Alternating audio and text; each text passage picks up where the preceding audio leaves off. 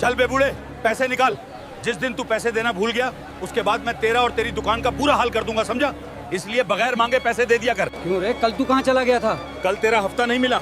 चल आज और कल वाला दोनों को मिला के दे, नहीं तेरी दुकान उठा के फेंक दूंगा।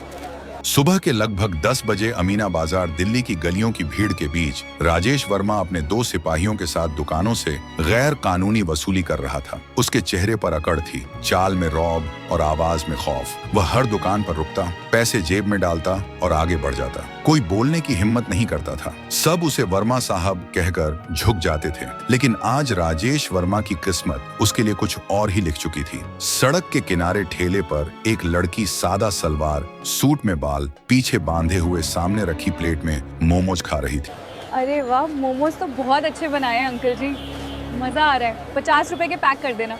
कोई नहीं जानता था कि वह लड़की दरअसल जिले की सबसे तेज तर्रार आईपीएस अफसर आशा शर्मा थी। वह अक्सर यूनिफॉर्म के बगैर इलाके का हाल खुद देखने आती थी कि क्या राजेश वर्मा अपनी ड्यूटी ठीक से कर रहा है या नहीं। उसी वक्त राजेश वर्मा अपनी बाइक पर भीड़ को चीरता हुआ एक सब्जी की दुकान पर गया और बोला, चल हफ्ता निकाल, जल्दी कर। तभी आशा ने राजेश वर्मा को देखा कि वह किस तरह दुकानदारों को धौंस जमाते हुए पैसे ले रहा था। उसकी आंखें सिकुड़ गईं। उसने अपने मोबाइल से हल्का सा वीडियो रिकॉर्ड किया। उसने सोच लिया कि अब तो इस राजेश वर्मा को सबक सिखाना ही है। अगले दिन सुबह सुबह वही अमीना बाजार, वही गली, लेकिन अब कुछ बदला हुआ था। उसी जगह जहां कल आशा मोमोज खा रही थी, आज उसने एक पानी पूरी का ठेला लगा रखा था। ठेले पर वही लड़की खड़ी थी, सर पर दुपट्टा, चेहरा सादा मगर आंखों में इत्मीनान की चमक। कोई नहीं पहचान पा रहा था कि यह वही आईपीएस अफसर है। वह ग्राहकों को पानी पूरी खिला रही थी, मुस्कुरा रही थी, मगर अंदर ही अंदर वह सिर्फ एक मौके के इंतजार में थी। करीब 2 घंटे बाद राजेश वर्मा अपनी रोजमर्रा की रूटीन पर बाजार पहुंचा।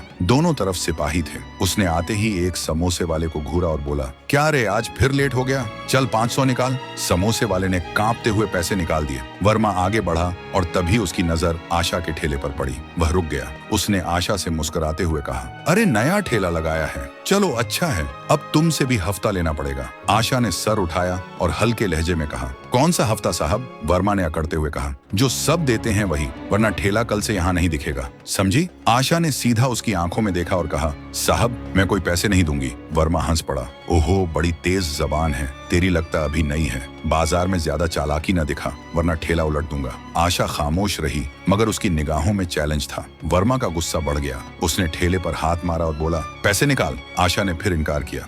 तभी वर्मा ने गुस्से में आकर आशा के गाल पर जोरदार थप्पड़ जड़ दिया। आवाज इतनी तेज थी कि पास खड़े लोग सकने में आ गए। किसी ने कुछ कहने की हिम्मत नहीं की। बाजार में एक लम्हे के लिए खामोशी छा गई। आशा ने गुस्से में कहा, राजेश साहब इस थप्पड़ का हिसाब तो होकर रहेगा। वर्मा हंसते हुए बोला, जा तुझसे जो होता है कर ले। यह कहकर वह वहां से निकल गया। उसी वक्त आशा थाने पहुंची। सामने इंस्पेक्टर देविंदर यादव कुर्सी पर बैठा पकौड़े खा रहा था। उसने कहा, क्या काम है, क्या लेने आई हो यहाँ? आशा ने बगैर इधर उधर देखे कहा, साहब मुझे रिपोर्ट लिखवानी है। देविंदर यादव ने एक ठहाका लगाया और बोला, रिपोर्ट? यहाँ कोई रिपोर्ट नहीं लिखी जाती, चलो यहाँ से निकलो। आशा ने बगैर हिले कहा, रिपोर्ट तो थाने में ही लिखी जाती है साहब। देविंदर यादव ने मेज पर रखी चाय का ग्लास लिया और धीमे से बोला, मैंने कहा ना, यहाँ कोई रिपोर्ट नहीं लिखी जाती। अगर रिपोर्ट लिखवानी ही है तो 5000 रुपए लगेंगे। है तो लेकर रिपोर्ट लिखवाओ वरना यहाँ से जाओ। आशा कुछ पल खामोश रही, फिर उसने अपने बैग से 5000 रुपए निकाले और देविंदर यादव के सामने रख दिए। देविंदर यादव के चेहरे पर मुस्कुराहट फैल गई। उसने रुपए उठाकर दराज में रखे और बोला, अब बताओ किसकी रिपोर्ट लिखवानी है? आशा ने बगैर झिझक कहा, राजेश वर्मा की। देविंदर यादव की मुस्कुराहट पल भर में गायब हो गई। क्या कहा तुमने? राजेश वर्मा। आशा ने कहा, हाँ साहब, राजेश वर्मा की। कल वह बाजार में दुकानदारों से जबरदस्ती वसूली कर रहा था, मुझे धमकाया और थप्पड़ मारा। मुझे उसकी रिपोर्ट दर्ज करवानी है। देविंदर यादव का गुस्सा बढ़ गया। उसने कुर्सी सीधी की और धीमे लहजे में बोला, तुम जाती भी हो, किसकी बात कर रही हो? राजेश वर्मा मेरे ही थाने का आदमी है, उसकी रिपोर्ट मैं नहीं लिख सकता। आशा ने सख्ती से कहा, कानून सबके लिए बराबर होता है, चाहे वह दरोगा हो या इंस्पेक्टर। देविंदर यादव ने मेज पर हाथ पटका और बोला, ज्यादा दिमाग न चलाओ, यह कोई टीवी शो नहीं है कि जो चाहे रिपोर्ट लिखवा लें। यहाँ वही होता है जो हम चाहते हैं। आशा ने देविंदर यादव को गुस्से से देखा, फिर सख्त आवाज में कहा, साहब आपने रुपये ले लिए हैं, अब रिपोर्ट लिखनी पड़ेगी। देविंदर यादव रुठ खड़ा हुआ और गुस्से में बोला, रुपये लिए? लिए तो क्या हुआ, मैं उसकी रिपोर्ट नहीं लिखूंगा, समझी? और अगर ज्यादा जबान चलाई तो 1 मिनट भी नहीं लगेगा अंदर करने में। आशा ने गहरी सांस ली। उसकी आंखों में वही ठंडक थी जो एक अफसर की निगाहों में होती है। वह बगैर कुछ कहे मुड़ी और थाने से बाहर चली गई। बाहर अमीना बाजार में फिर वही सहल फैल थी। आशा ने सोच लिया कि अब तो राजेश वर्मा और इंस्पेक्टर देविंदर यादव को सबक सिखाना ही है। सड़कों पर हल्की भीड़ थी।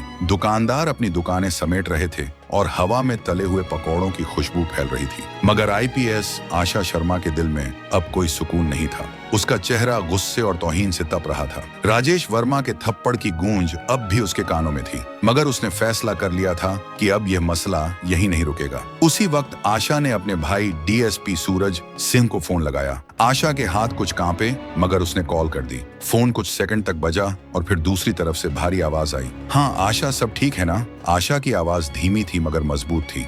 नहीं भैया, इस बार कुछ बहुत गलत हो गया है। क्या हुआ? थाने का राजेश वर्मा, उसने बाजार में वसूली करते हुए मुझे थप्पड़ मारा और जब मैं रिपोर्ट लिखवाने गई तो इंस्पेक्टर देविंदर यादव ने पैसे मांगे। रिपोर्ट नहीं लिखी। कुछ पल के लिए फोन के उस पार खामोशी छा गई। फिर डीएसपी सूरज सिंह की आवाज आई। तुम इस वक्त कहाँ हो? मैं इस वक्त अमीना बाजार में हूँ। मुझे आपकी मदद चाहिए। आज शाम तक बाजार में आ जाइएगा। वही जगह है जहाँ कल मोमोज वाला ठेला था। सूरज ने कहा, ठीक है आशा, मैं आता हूँ। शाम के करीब 5 बजे का वक्त था।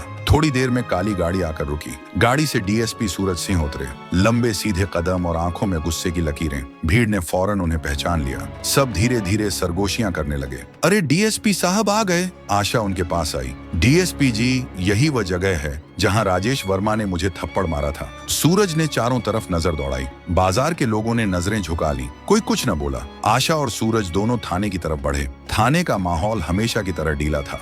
बाहर सिपाही बातें कर रहे थे। अंदर मेज पर फाइलें बिखरी थीं। मगर जैसे ही डीएसपी सूरज सिंह अंदर दाखिल हुए, पूरा थाना सकने में आ गया। इंस्पेक्टर देविंदर यादव फौरन खड़ा हो गया। नमस्ते डीएसपी जी, कैसे आना हुआ? सूरज ने सीधा उसकी तरफ देखा। आना तो मुझे बहुत पहले ही चाहिए था, मगर अब आया हूं ताकि देख सकूं कि इस थाने में क्या हो रहा है। इंस्पेक्टर देविंदर यादव के चेहरे पर पसीना साफ झलक रहा था। उसने हकलाते हुए कहा, नहीं साहब, सब ठीक है। आशा आगे बढ़ी। साहब, यही इंस्पेक्टर देविंदर यादव है जिसने मुझ से 5,000 रुपए लेकर भी रिपोर्ट नहीं लिखी। देविंदर यादव ने झट से कहा, साहब ये झूठ बोल रही है। सूरज की आवाज और सख्त हो गई। थाने का माहौल बदल चुका था। सबकी नजरें झुक चुकी थीं। तभी दरवाजा खुला और राजेश वर्मा अंदर आया। उसने जैसे डीएसपी जी और आशा को देखा, उसके चेहरे का रंग उड़ गया। वह एक पल के लिए ठिठक गया, फिर बोला, साहब आप? सूरज ने ठंडे लहजे में कहा। हाँ, पहचान लिया ना? वर्मा ने हकलाते हुए कहा, जी साहब, मैं तो बस ड्यूटी पर था। डीएसपी जी ने कहा, ड्यूटी पर था और उसी ड्यूटी में बाजार में दुकानदारों से वसूली कर रहा था। वर्मा कुछ न बोला। आशा ने मोबाइल निकाला और डीजीपी ऑफिस का नंबर डायल किया। फोन स्पीकर पर था। कुछ सेकंड में उधर से आवाज आई, हाँ आशा बोलो। देविंदर यादव चौंक गया। उसे नाम सुनते ही पसीना आने लगा। आशा ने कहा, साहब मैं इस वक्त थाने में हूँ। इंस्पेक्टर देविंदर यादव और राजेश वर्मा दोनों ने ड्यूटी का गलत इस्तेमाल किया है। इंस्पेक्टर ने रिश्वत मांगी और वर्मा ने मुझे भरे बाजार में मारा। मेरे पास दोनों के खिलाफ वीडियो सबूत हैं। डीजीपी आनंद तिवारी की संगीन आवाज आई, ठीक है वहीं रहो, मैं थाने आ रहा हूँ। कमरे में अब हर कोई खामोश था। देविंदर यादव ने बेदिल्ली से कुर्सी पर बैठते हुए कहा, अब फोन लगाकर डराने की कोशिश न करो। हम जानते हैं कि इस तरह की कॉल्स कैसे होती हैं। आशा ने कहा, थोड़ी देर रुको, सब पता चल जाएगा। करीब 20 मिनट बाद थाने में डीजीपी आनंद तिवारी आए। भारी कदम, सख्त चेहरा और आंखों में ठंडा गुस्सा। डीजीपी अंदर आए और बोले, कहाँ है इंस्पेक्टर देविंदर यादव और राजेश वर्मा? इसे अभी बुलाओ। अब बताओ, कल बाजार में क्या हुआ था? इसी दौरान आशा ने कहा, साहब कल राजेश वर्मा ने बाजार में मुझे जोरदार थप्पड़ मारा। वर्मा बोला,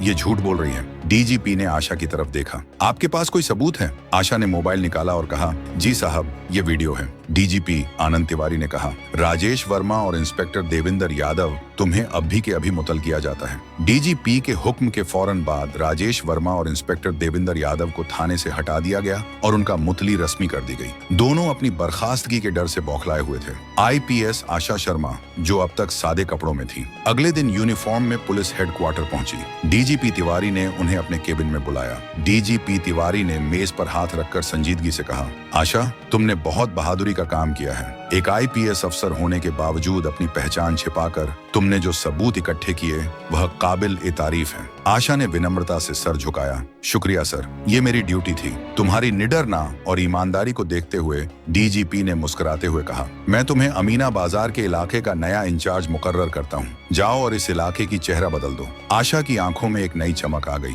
जी सर, मैं इस भरोसे को नहीं टूटने दूंगी। ये कहानी हमें सिखाती है कि चाहे शख्स किसी भी ओहदे पर हो, कानून की खिलाफ वर्जी करने और आम लोगों को तंग करने पर उसे सजा तो भुगतना ही पड़ता है, बशर्ते कि मुतासिर शख्स सही तरीके से सबूत के साथ इंसाफ की मांग करे। ये कहानी सिर्फ तफरीह के मकसद से बनाई गई है। इसमें दिखाए गए तमाम किरदार, वाकयात और मुकालमे ख्याली हैं। किसी भी हकीकी शख्स, इदारे या वाक़े से इनका कोई ताल्लुक नहीं है। ब्राह मेहरबानी इसे सिर्फ कहानी के तौर पर देखिए और इसका लुत्फ उठाइए। हम किसी की जज्बात को ठेस पहुंचाना नहीं चाहते। अगर कहानी अच्छी लगी हो तो प्लीज हमारे चैनल को सब्सक्राइब और वीडियो को एक लाइक जरूर करें। शुक्रिया।